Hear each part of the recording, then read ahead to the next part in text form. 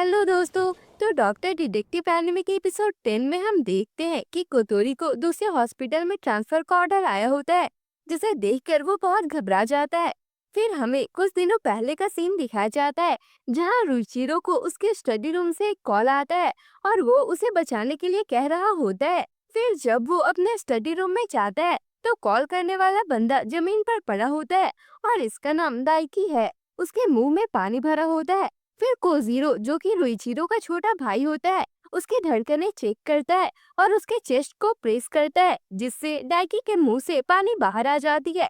Then scene shift होता है और ताकाओ को कोतोरी के ट्रांसफर का पता चलता है। तो वो गुस्सा हो जाती है और पूछती है कि तुम्हें क्यों जाना पड़ रहा है। तो कोतोरी कहता है कि मेरे पेरेंट्स के हॉस्पिटल में एक डॉक्टर अचानक से काम करने में सक्षम नहीं है, तो मुझे उसकी जगह पर बुलाया गया है। लेकिन ताकाओ तो अभी भी भड़की होती है और कहती है कि अच्छा है, तुम जैसे छोटे दिमाग वाले की मुझे जरूरत भी नहीं है। मैं तुम्हारी शक्ल भी नहीं देखना चाहती हूँ। फिर कोतोरी और माजुरू वहाँ से बाहर आ जाते हैं और माजुरू ताकाओ के बिहेवियर के लिए माफी मांगती है। देन कोतोरी अपना काम कर रहा होता है, तभी वहाँ मई आती है और वो भी गुस्से में पूछती है कि क्या आप यहाँ से जा रहे हैं। तो कोतोरी उसे शांत रहने के लिए बोलता है और पूछता है कि तुम्हें इसके बारे में कैसे पता चला। तो वो बताती है कि लास्ट नाइट ताकाओ ने कॉल किया था और वो बहुत ही ज्यादा गुस्से में थी। आगे वो कहती है कि क्या आप ताकाओ को अकेले छोड़ने की प्लानिंग कर रहे हैं। तो कोतोरी कहता है कि ऐसा कुछ भी नहीं है। तभी ताकाओ उसे मैसेज करके बुलाती है।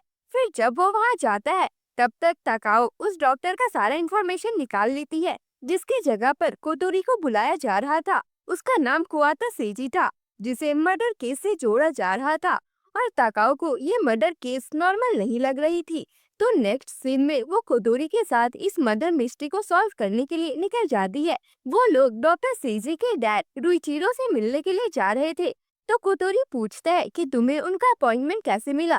तो ताकाओ कहती है कि शायद उन्होंने मेरे किस्से सुने हैं, क्योंकि वो खुद चाहते हैं कि हम इस केस को सॉल्व करें और उनके बेटे को निर्दोष साबित करें।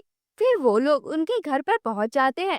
तो रुइचिरो बताते हैं कि ये सब दाइकी की ही गलती है। वो मेरा बड़ा बेटा था, लेकिन वो एक नंबर का ठग था। उसे क्लासमेट को पैसे के लिए धमकाने के कारण स्कूल से एक्सपेल कर दिया गया था और फिर वो अक्सर यहाँ पैसे मांगने आया करता था।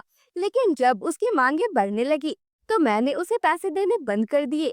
तो वो मेरे स्टडी रूम से पैसे चुराने लगा, लेकिन सर्वेंट्स ने उसे पकड़ लिया और मैंने उससे अपना सारा रिश्ता खत्म कर लिया।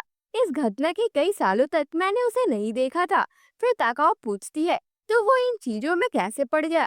तो रुइचिरो उसे इसका रीजन बताने से मना कर देते हैं। लेकिन फिर ताकाओ के फोर्स करने के बाद उन्हें बताना ही पड़ता है कि जब वो हाई स्कूल में था, तब उसकी मॉम ने सुसाइड कर ली थी, जिससे वो काफी शॉक हो गया था और गलत चीजों में पड़ गया।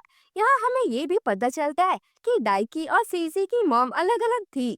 जब डाइकी की मॉम को रिचिरो के अफेयर के बारे में पता चला था, उसके बाद ही उसने खुद की जान ले ली थी। फिर ताकाओ पूछती है कि क्या आपकी वाइफ के मरने के बाद आपने सेजी की मॉम से शादी की थी। तो वो कहते हैं कि उसके मरने के एक साल बाद मैंने दूसरी शादी की थी और कुछ टाइम बाद उसकी भी कैंसर से मौत हो गई थी। फिर रुइचिरो उस घटना के बारे में बताते हैं जिसके बाद डाइकी मारा गया था। वो बताते हैं कि उस दिन हम सेलिब्रेशन कर रहे थे, लेकिन डाइकी अचानक से वहां आ गया। मुझे नहीं पता कि उसे इस इवेंट के बारे में कैसे पता चला था। वो पार्टी में आकर अपने डैड यानी रुइचिरो के बारे में उल्टा सीधा बोलने लगता है कि इस आदमी की वाइफ होते हुए भी कहीं और अफेयर था और मेरी मॉम के मरने के बाद इसने मुझे घर से भी निकाल दिया। और फिर वो सामने रखे ड्रिंक को उठाता है और रिचिरो के ऊपर फेंक देता है। तो सेजी उसे रोकने के लिए सामने आता है, लेकिन डाइकी उसे बुरी तरह से इंजर्ड कर देता है, जिसके बाद सेजी को हॉस्पिटल भेज दिया जाता है और डाइकी को पुलिस की धमकी देकर वहां से निकाल दिया जाता है। रुइचिरो ये भी बताते हैं कि उस दिन वो अपना रिटायरमेंट अनाउंस करने वाले थे और सेजी को अपना नेक्स्ट चेयरमैन बनाने वाले थे, लेकिन उसने वहां आकर सब खराब कर दिया। और पार्टी के जस्ट बाद ही डाइकी कॉल करके कहता है कि मैं स्टडी रूम में हूँ, मुझे बचा लो। और फिर जब रुइचिरो कुछ लोगों के साथ वहां जाता है, तो डाइकी जमीन पर पड़ा होता है। फिर कोजीरो तुरंत उसे चेस्ट कंप्रेशन देना स्टार्ट करता है। देन उसे हॉस्पिटल में एडमिट किया जाता है, लेकिन नेक्स्ट मॉर्निंग वो इस दुनिया से चला जाता है। एंड्रयू चिरो डेथ सर्टिफिकेट में उसके मरने का कारण बीमारी बताते हैं, लेकिन फिर सवाल आता है कि पुलिस इन्वेस्टिगेशन क्यों कर रही है। तो रिचिरो बताते हैं कि किसी ने इंटरनल कंप्लेंट कर दिया है कि डाइकी का मर्डर हुआ है और कोई एविडेंस को छुपाने की कोशिश कर रहा है। फिर ताकाओ पूछती है कि क्या ये रूम हमेशा लॉक ही रहता है, तो वो बताते हैं कि हाँ, इस रूम की कीज बस मेरे और सेजी के पास ही होती है और उस इंसिडेंट के दिन भी ये रूम लॉक ही था और खिड़कियां भी बंद थी। फिर ताकाओ पूछती है कि उसकी धड़कनें रुकने का रीजन क्या था, तो वो बताते हैं कि ऐसा लग रहा था जैसे कि वो डूबने की वजह से मरा है। और यहाँ ये केस काफी सस्पिशियस हो जाता है, क्योंकि कोई भी एक बंद कमरे में कैसे डूबकर मर सकता है। सबसे पहले तो उसे पार्टी से निकाला गया और फिर वो स्टडी रूम में मिला, जहाँ ऐसा लग रहा था कि डूबने की वजह से उसकी ये हालत हुई है। लेकिन ये किसी को भी नहीं पता कि वो कैसे डूबा और इस कमरे तक कैसे आया। फिर कोतोरी पूछता है कि डाइकी यहाँ क्यों आया होगा, तो रिचिरो बताते हैं कि शायद वो फिर से यहाँ को चोरी करने के लिए आया होगा। तो ताकाओ इससे साफ मना कर देती है और कहती है कि आप कुछ छुपा रहे हैं। जब आपने डाइकी को जमीन पर पड़ा देखा होगा, तो आपने सोचा कि सेजी ने रिवेंज के लिए उसे पानी में डुबा दिया और फिर आप इसकी बॉडी यहाँ ऊपर ले आए, क्योंकि सिर्फ आपके और सेजी के पास ही यहाँ की चाबियां हैं और आपने पुलिस को भी इन्फॉर्म नहीं किया। आप सेजी को बचाना चाहते थे। तो रुइचिरो कहते हैं कि पुलिस भी यही सोचती है, इसलिए वो सेजी को लेकर गए हैं।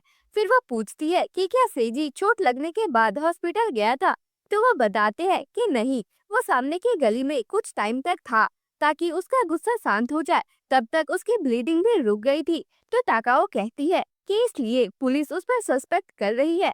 तो फिर रुइचिरो कहते हैं कि सेजी कभी भी अपने ही भाई को नहीं मार सकता है, वो बहुत ही दयालु पर्सन है।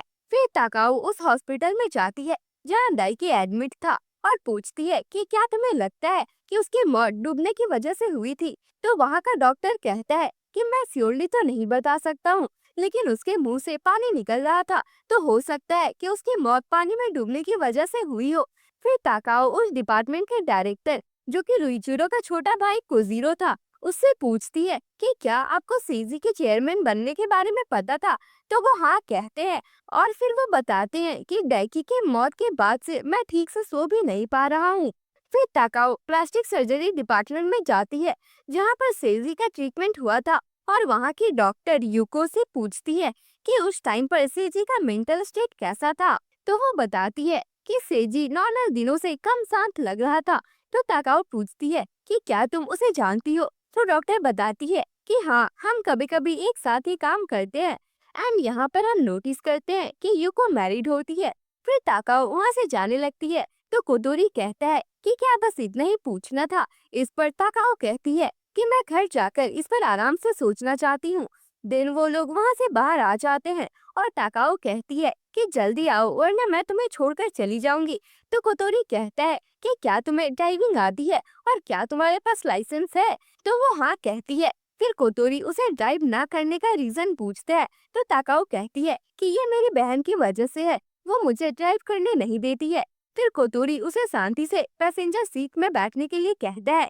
तो ताकाओ चिढ़ जाती है और कोतोरी से कार की चाबी मांगने लगती है और जब वो नहीं देता है तो वो उसे छीनने लग जाती है और कहती है कि मैं तुम्हारी बॉस हूँ, तो तुम्हें मेरी ऑर्डर फॉलो करनी चाहिए। तो कोतोरी कहता है कि मैं तुम्हारी सिस्टर माजुरो को बता दूंगा और तब जाकर ताकाओ पीछे हटती है। फिर कोतोरी कहता है कि मुझे खुशी है कि तुम्हारा गुस्सा शांत हो गया है और आज तुम इस केस को सॉल्व करने में लग गई हो। तो ताकाओ कहती है कि तुम इडियट हो, मैं ये केस इसलिए सॉल्व कर रही हूँ ताकि सेजी अपने काम पर वापस लौट जाए और तुम्हें उसकी जगह पर वहाँ ना भेजा जाए। अब ये सुनकर कोतोरी भी हैरान हो जाता है, लेकिन वो खुश भी होता है। और इसी के साथ ये एपिसोड यहीं पर खत्म होती है। तो वीडियो को जल्दी से लाइक और शेयर करें, साथ ही कमेंट करके बताएं कि ये स्टोरी आपको कैसी लग रही है और हमारे चैनल को भी सब्सक्राइब कर ले। तो मिलते हैं इसके अगले वीडियो में, तब तक के लिए बाय बाय।